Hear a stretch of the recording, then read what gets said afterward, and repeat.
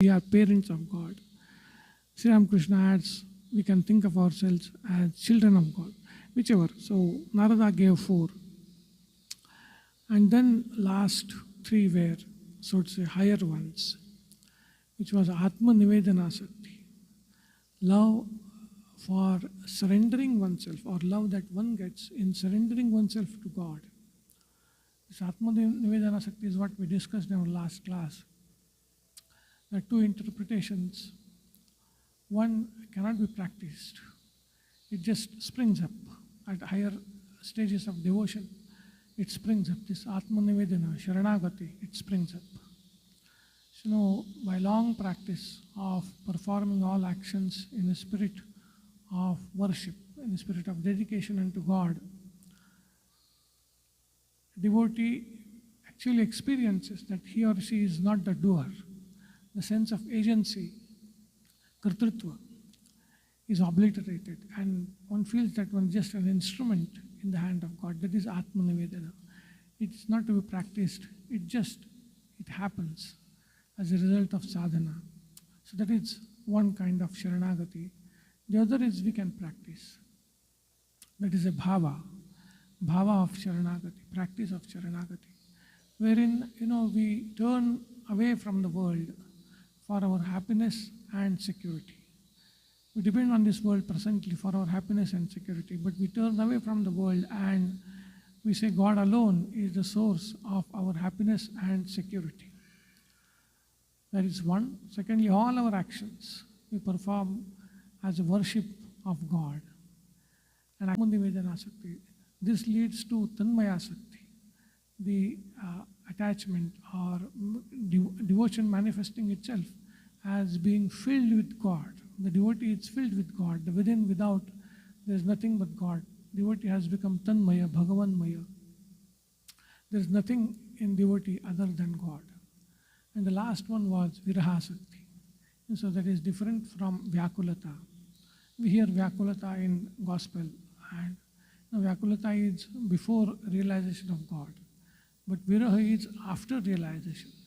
When once God has been realized, and then there is an experience of the absence of God, that experience of absence leads to pang of separation, so to say. That is called viraha.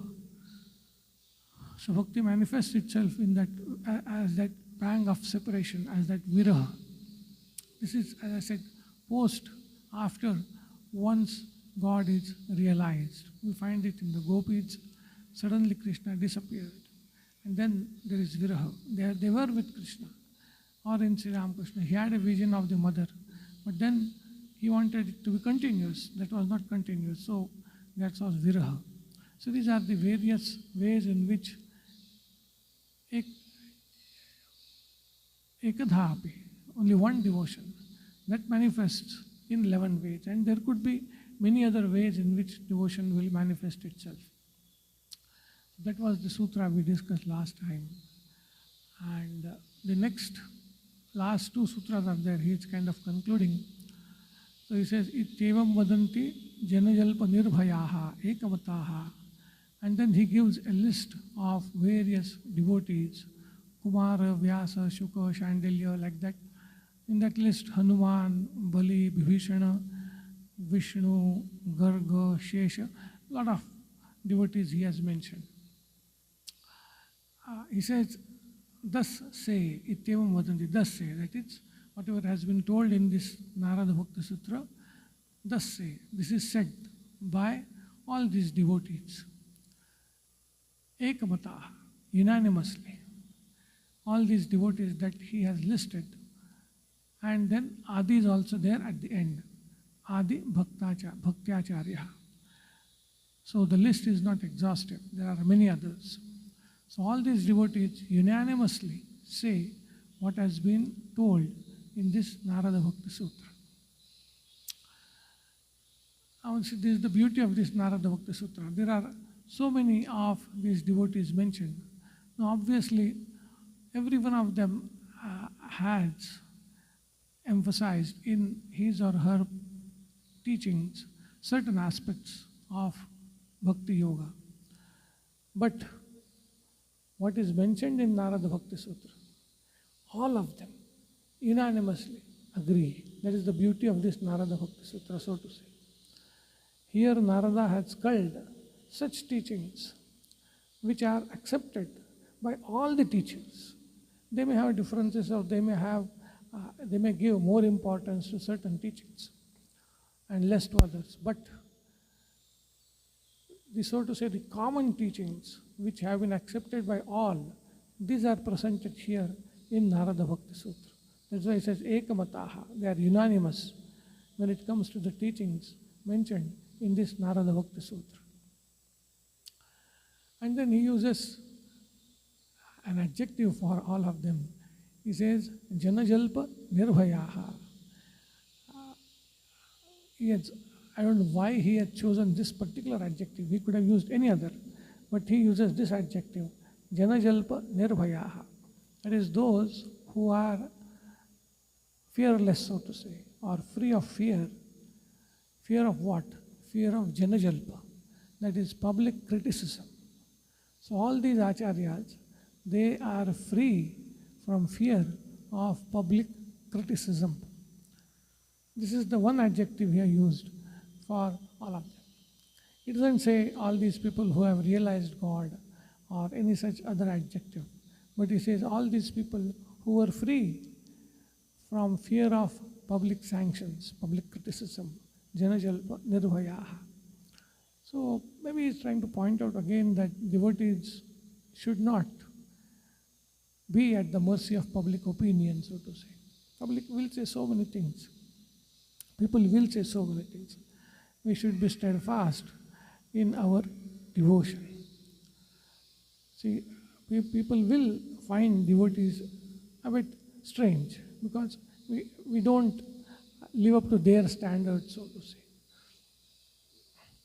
And bhakti in general is criticized by many other paths also.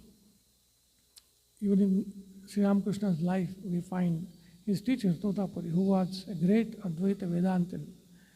He used to make fun of Sri Ramakrishna's devotional practices of clapping hands and chanting name of the Lord and all that.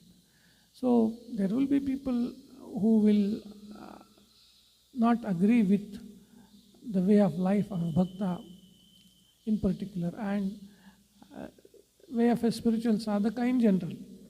Any spiritual sadhaka of following any discipline, there will be people who will criticize, who will not agree with. So Narada is trying to say that all these people, they did not really pay much attention to public criticism, and devotees, sadhakas also should not pay much attention to public criticism. There will be criticism. If the criticism comes from noble souls, from authentic source, then we should not neglect it. Then we should take it seriously. Because maybe we are doing something which is wrong. So we should not be insensitive to honest criticism. We should take it seriously. We should think, introspect whether we are doing something wrong and correct ourselves. So when we have to be Janajalpa Nirbhaya, it doesn't mean we should throw away or discard even honest criticism. An honest criticism which comes from authentic sources, from noble persons, we should take seriously and correct ourselves. But at the same time, we should not be at the mercy of the public opinion. That's the point. And he had told this earlier also, Loka hana uchinta na karya. One need not bother about one's standing in public or losing the world, so to say. So this is what this is the sutra, the last but one sutra, wherein he gives a list of many acharyas and says that the teaching that is contained in this, they are unanimous about it. So we can safely follow it. And they were free from fear of public criticism. We should also be free from fear of public opinion. At the same time, serious about honest criticism. So there is the last but one sutra, and last sutra is Yaidam Narada Proktam Shivanushasanam Vishwasati Shraddhate Sabhaktiman Bhavati Sapreshtham Labhate Sapreshtham Labhate. So this is the last sutra of this Narada Bhakti Sutra. We can rearrange the words a bit. Idam Narada Proktam Shivanushasanam Yaha Vishwasati Shraddhate Sabhaktiman Bhavati Sapreshtham Labhate, like that. So whoever has conviction in this Shivanushasana, the teaching relating to God, which has been told by Narada, whoever has conviction in it, has faith in it, such a person attains to bhakti, sabhaktiman bhavati. And sapreshtham lavat, he attains the dearest, he attains the absolute, he attains God. That is the last sutra. And one Swamiji says that this is a very, very befitting conclusion to the entire sutra book or sutra work, to this Narada Bhakti Sutra. Here he has, so to say, summed up all the important ideas from this Bhakti Sutra. So it is Narada Proktam, Idam Narada Proktam, this teaching contained in Narada Bhakti Sutras, pronounced by Narada, told by Narada. It is Shiva Anushasanam. Shiva Anushasanam. Shasanam means teaching. Anu means following. So this teaching is Anushasana. This teaching is following the teachings of great bhaktas. It is not Narada's own teaching. That's what he is trying to tell when he uses the word Anu. Anushasanam. Anu means to follow. So it is Anushasana. This teaching follows the teachings of great ones, of great bhaktas. So it is Anushasana, and it is Shivanushasana because the subject of this teaching is Shiva, the most auspicious God. So this teaching that Narada has told is following the teachings of all great bhaktas, and it pertains to God. So idam Narada proktam Shivanushasanam yaha. Yaha means whoever. So it's a very generic pronoun that Narada uses, and it has a meaning. It tells us about the Catholicity of bhakti. We had discussed this earlier, the absence of any very strict criteria of eligibility to practice bhakti. That is offset here. Whoever, yeah, it's a generic, whoever, irrespective of any criteria, there is no eligibility criteria to become a bhakta. To emphasize that there is no adhikara necessary. Adhikara is a technical word, it means eligibility. No adhikara is necessary to practice bhakti. Narada has used the word yaha, a very generic pronoun. It means one need not be a scholar, a scriptural scholar, so to say. So one need not have read so many scriptures. That is one of the eligibility criteria in certain disciplines. Vedadhyana is necessary. Here, nothing is required. One can even be an illiterate. Forget about reading scriptures. One may not even know how to read. Still, one is eligible to practice bhakti.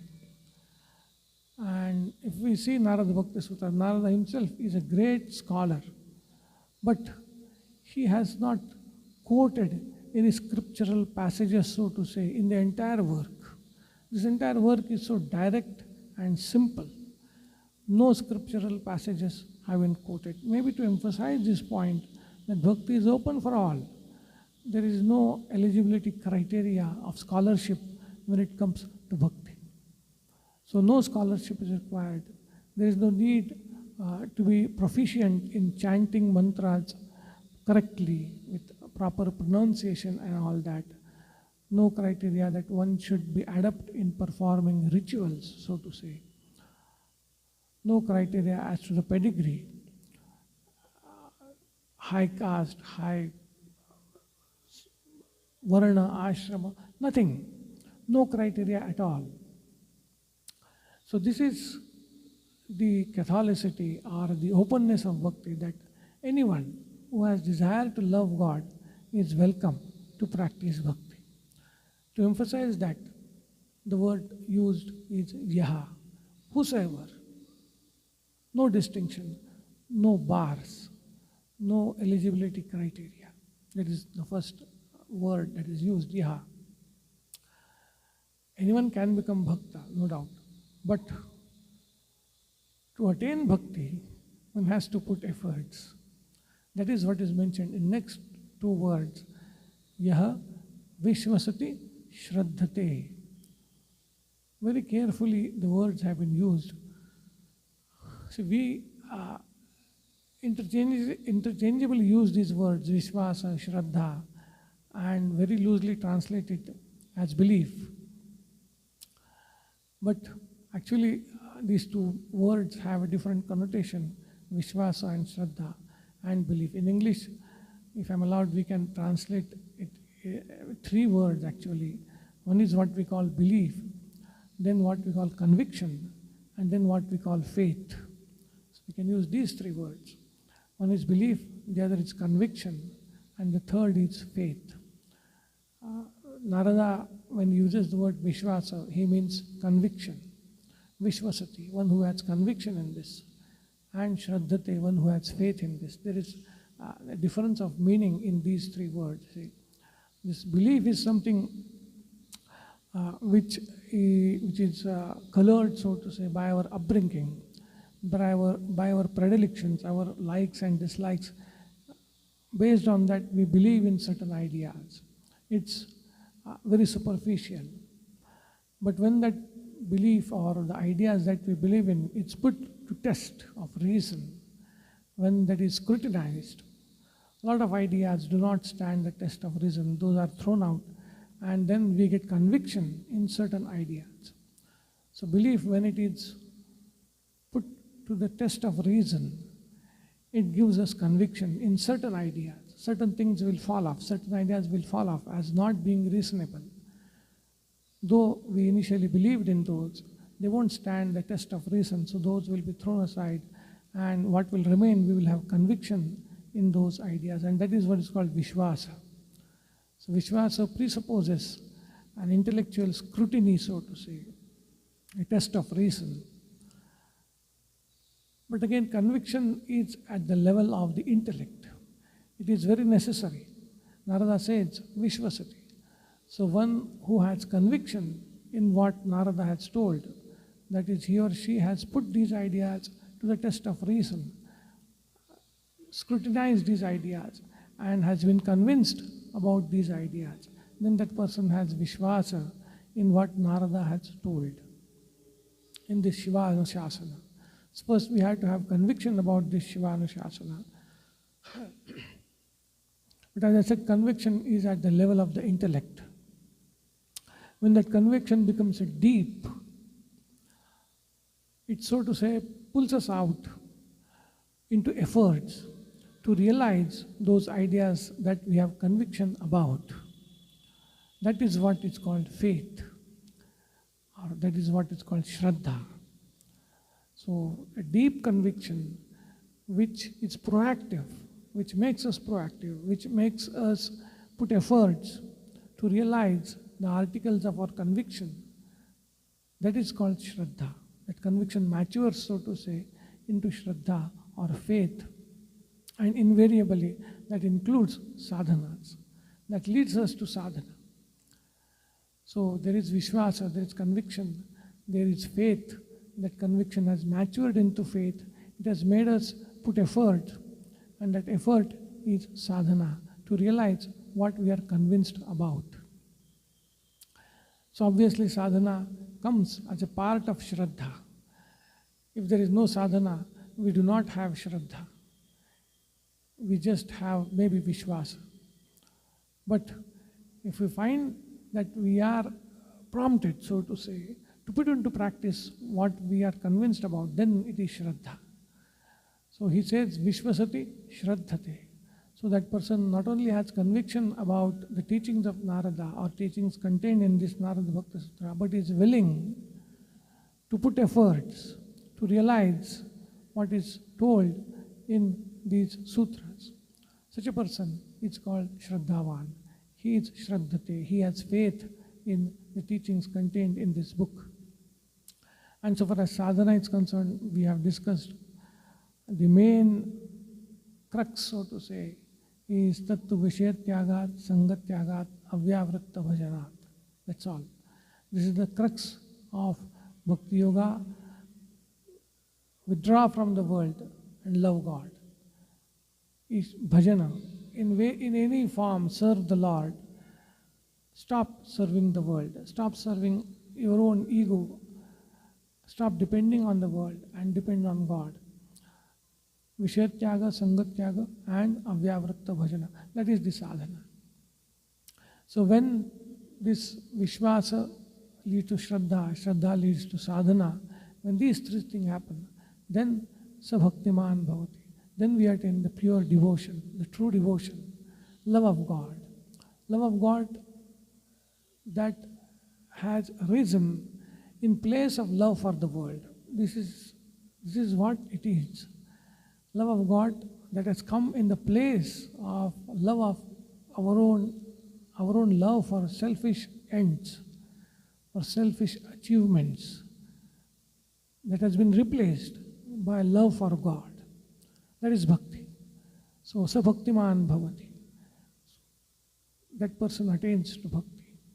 And then he says, sapreshtham lavate. Such a person will attain that which is the most dearest of all, that is God Himself. So, bhakti will lead us to God. So, Vishwasa, Shraddha, Sadhana, Bhakti and realization. That is the progress, so to say, of a devotee. And that's how Narada puts it in this last aphorism of his. Then he said, sapreshtham lavate. That person attains to the dearest. That person attains to the dearest. The repetition, that's a common practice. We are concluding a subject or a work, there's generally repetition. So repetition could be one for to indicate that the sutra is over, that the whole Narada Bhakti Sutra as a book, as a body is over. And also other reason is to emphasize it, that definitely such a person will attain to God. So one who has all these, has Vishwasa, Shraddha, Sadhana, Bhakti, will definitely attain to God. To emphasize that point, he repeats it, saying that sapreshtham lavate, sapreshtham lavate. So that is how he concludes this Narada Bhakti Sutra. All right. Om Tat Sat. Om Shanti, Shanti, Shanti. Hari Om Tat Sat. Sri Ramakrishna Arpanamastu.